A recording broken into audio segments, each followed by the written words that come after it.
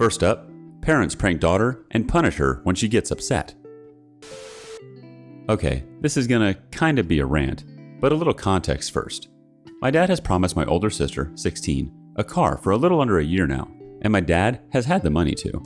I know this because he bought a Harley, a motorcycle that averages $20,000, and a four-wheeler. And today, at the beginning of school, my dad messaged her saying he got her a BMW. So my sister was happy and her friends were happy for her.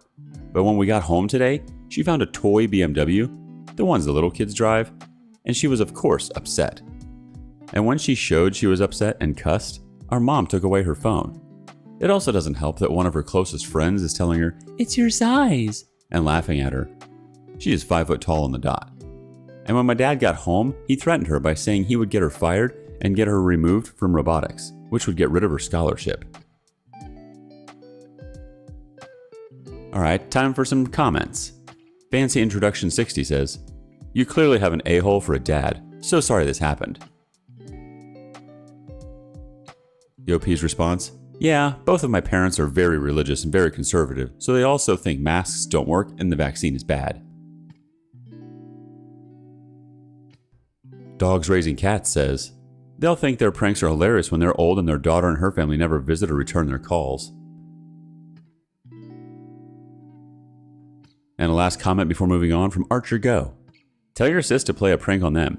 Basically, your sister will tell your parents that she has bought a house for them out of love and gratitude for all they have done for her, and then blindfold them and take them to a desert, or any other uninhabited or secluded spot. And once there, leave them and go away. When they open their blindfolds, all they should see is a small house model with a note saying, 'Enjoy!'" Next story. My family forced me to eat crab despite having an allergy to seafood. My family has hit a new low. They forced me to eat crab last night despite having an allergy to seafood, both fish and crustaceans, that they think is fake. But as the one that experienced it firsthand, I can assure you it's not. This entire thing started when my father was craving crab, which to me was no problem, but then it was forced on the entire table that night.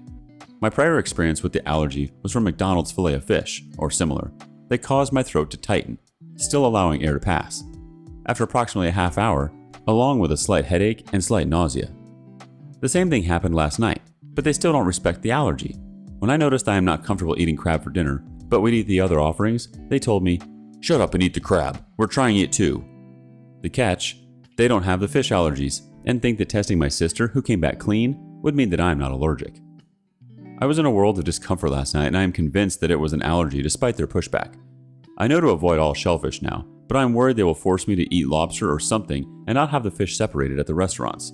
My friends know my allergy and don't force anything on me. Thankfully, and college dining has allergy-friendly venues with the stickers to say, "Don't eat this if you're allergic to X." What should I do if this arises again? I plan to vacate the house this week, but unfortunately my parents will never learn, it seems. Checking in with the comments, our first one comes from Loose Dirt Brick. "You just have to not eat at all when they pull that garbage. I carry protein bars in my purse so I can still eat something if I find myself stuck with a bunch of inconsiderate ignoramuses." That's a good idea. Generally at school, where I live with my friends who have my back, I have food in my room, but they wouldn't let me up if I didn't eat it. "Just 2 bites, 15 minutes apart," they said. Another comment comes from Biking Ames. "Get diagnosed by an allergist. Get an EpiPen prescription if necessary. Learn how to administer it to yourself. The more exposure you have, the more likely this will develop into anaphylaxis, which is life-threatening. Throat tightening is concerning. My brother is anaphylactic to macadamia nuts and iffy with shellfish, so he avoids all shellfish. He's had multiple brushes with death thanks to homemade macadamia nut desserts." One more comment before moving on. Duke Guinea Pig says, "Alright, I'm not a doctor, but in my experience, people who are allergic to both regular fish and shellfish tend toward the deadly end of the spectrum. Go see a doctor. Don't let your parents poison you. Also, it's possible that this is an iodine allergy, and you need to be aware of that because it's used in medicines." Alright, let's head up another story. Parents who can't even control their emotions or anger should not be parents at all. We all know that toddlers' kids make a fuss and throw a tantrum all the time because they don't know how to handle emotions, because they can't understand it yet. so parents need to help the kid understand how to handle the emotion. But this is all understandable for a toddler. Meanwhile, we have adults here that are around 40 years old, whining and throwing tantrums like a baby. My mom literally threw a dessert on the table because she doesn't know where hers is. She then proceeded to shout at my 13-year-old sister to figure out what dessert is hers, then called her stupid. My biggest fear is turning out like her. With the pandemic and all the time spent at home, it's dangerously easy for me to catch her personality. Although I'm not racist, sexist, homophobic, and all-out problematic like her, I'm afraid I'll catch her anger management problems. I've been living with her for 17 years, and I'm so afraid I'll be like her. They say the older you get, the more you become like your parents. Well, in my case, I hope that doesn't happen. When my mom gets angry, it gets to the point where she'll throw us the most insulting insults there is on the planet, and even tell us to die, and that she would be so much happier if we weren't in her life. She'd even start pulling our hair and slapping us. I'm 17, and I got so used to it that it doesn't do anything to me anymore. But for a 13-year-old's mind, I swear if all of us in this community, parents did to strangers what they do to us, they'll end up in jail. But they get away with it because they're our parents. My wish for everyone in this subreddit is that we'll finally be able to be free and live without toxicity around us. First response coming from Confident Bridge 9811. Get yourself into therapy as soon as you can if you want to avoid becoming her. Get the tools you need to be a better person. The OP responds, I wish it was that easy. Therapists here in my country are very rare. That's why I want to take psychology to help people that experience the same as me. An untitled Redditor 06 says, my dad, when he's angry, upset, or in pain, shouts and scares us. I forget to turn off the lights in my room and I got called a failure. And when he's pissed off enough, he hits us. Man, can't wait for college. OP's response, man, that sucks. Can't wait for college too, but I still have 2 years of high school left because I stopped for a year because of the pandemic, so I have to endure for more years. The stories just keep on coming today. Next up, she wore bright yellow, the only one color brighter than white wedding dress on my wedding day. My ex-mother-in-law from the start didn't want me to marry her son.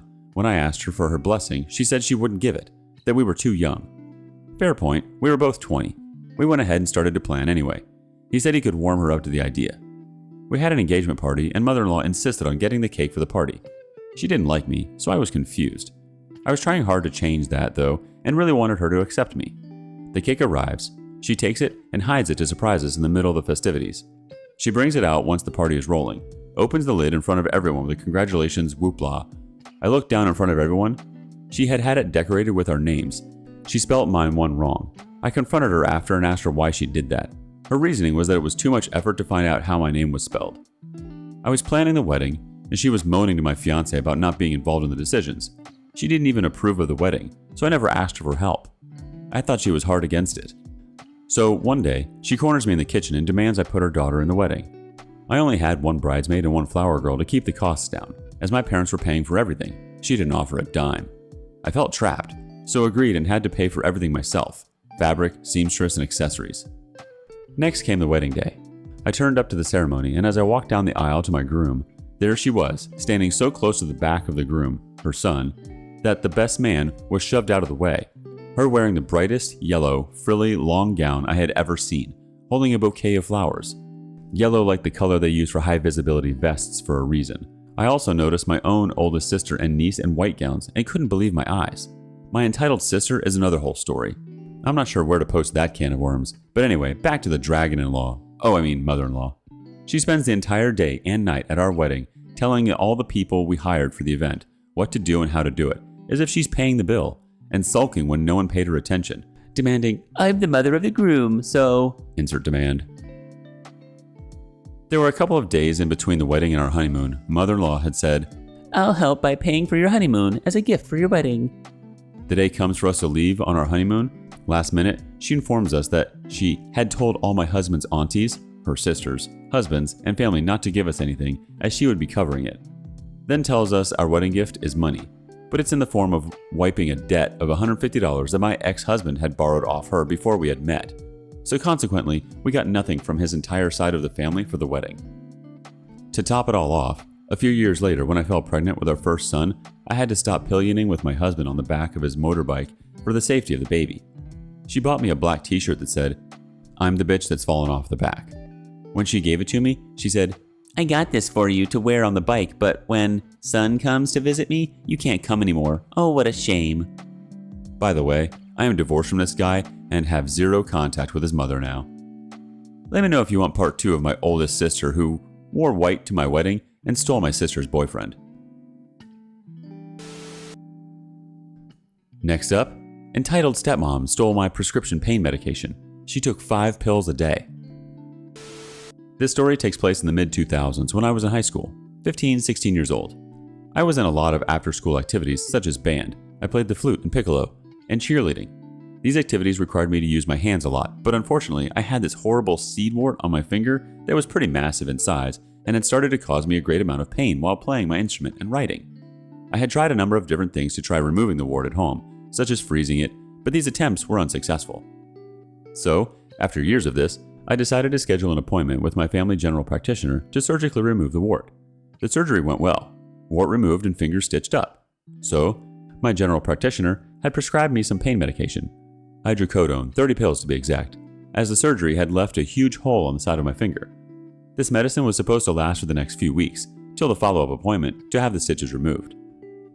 I went home after the surgery, took 1 pill and went to bed.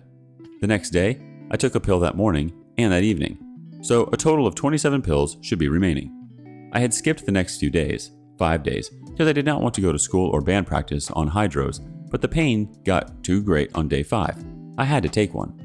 So, I went to the medicine cabinet to take one of my painkillers, when I noticed there were only 4 pills left. I thought this was strange, as no one in the house needs to take this medication, nor was I informed someone will take it. So, I went to ask my dad if he had taken any of my medicine, to which he replied with a puzzled, "No." After confirming with him, I went to ask the estranged stepmom if she had taken my prescription pain medicine, and of course, she confirmed it was her.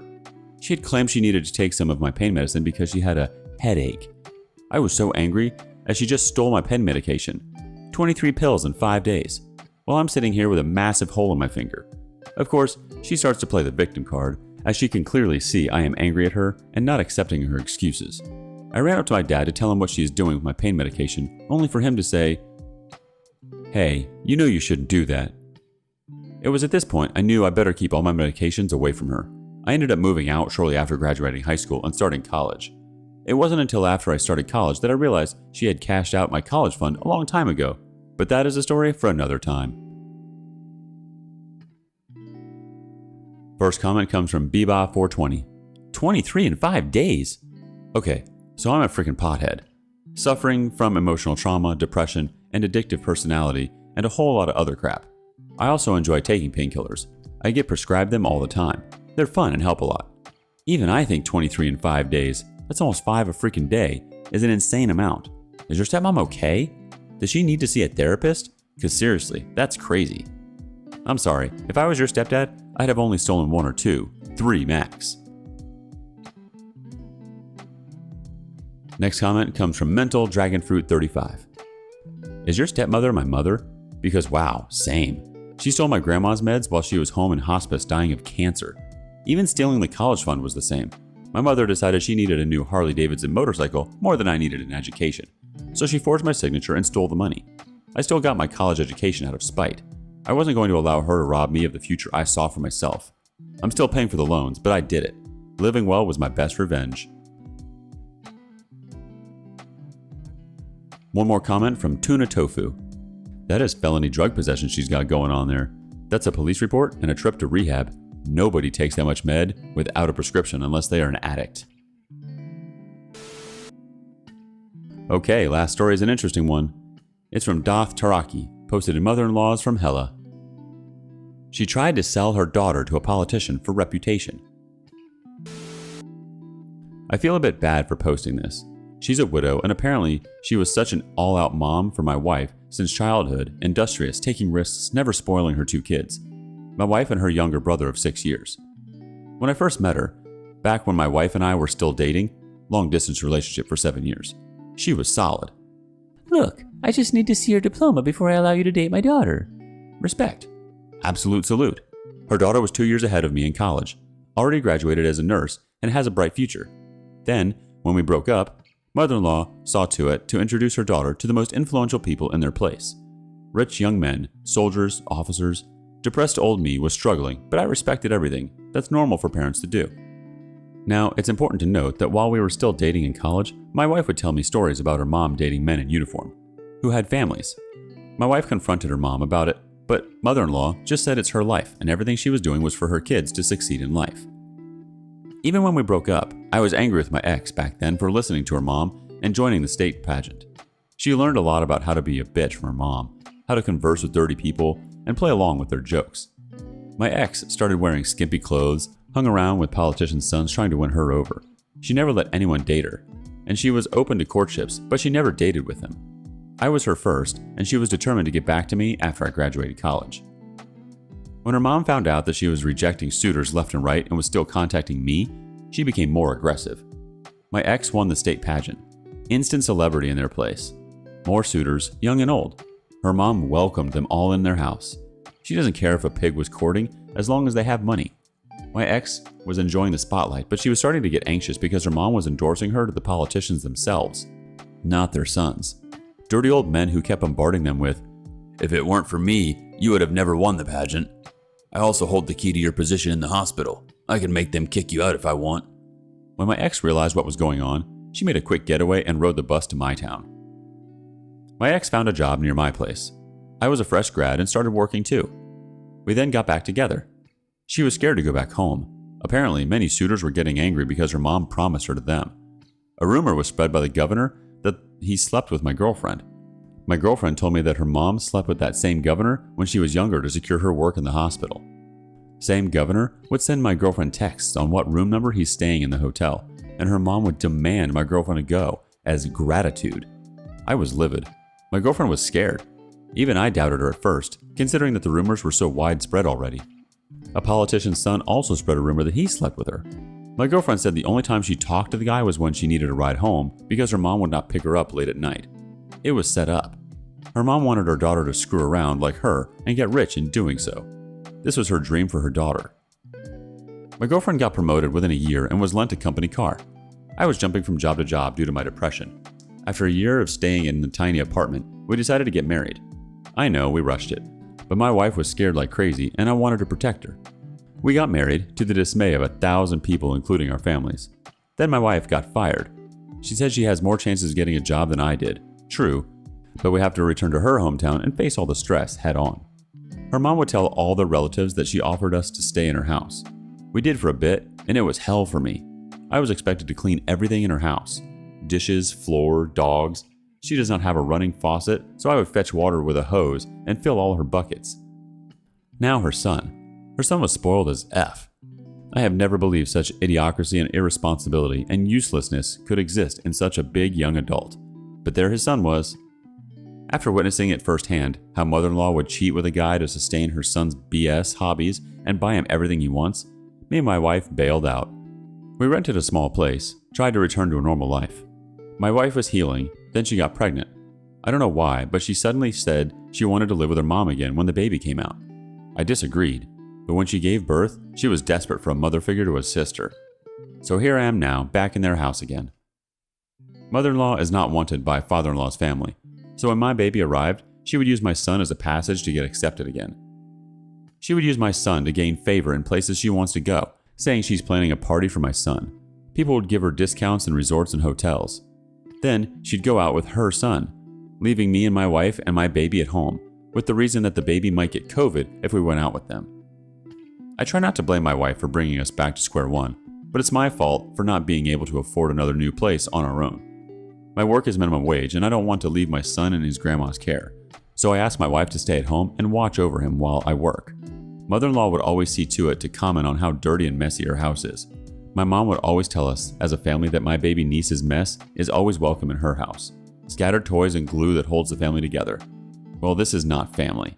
Every day I ache to get out. My wife is also showing signs of, "This is fine, let's just stay here and wait it out. Things will get better." This is after mother-in-law called her a freeloader. We're not. We eat separate food from them. We share in the electric and water bills. As I write this, I still wonder what the F I was thinking, agreeing to come back here. Thanks for the rant, Reddit. And one quick comment from Chris Anya, 83. OMG, you need to leave. I'm sorry your wife is in the fog. Fog stands for fear, obligation, and guilt.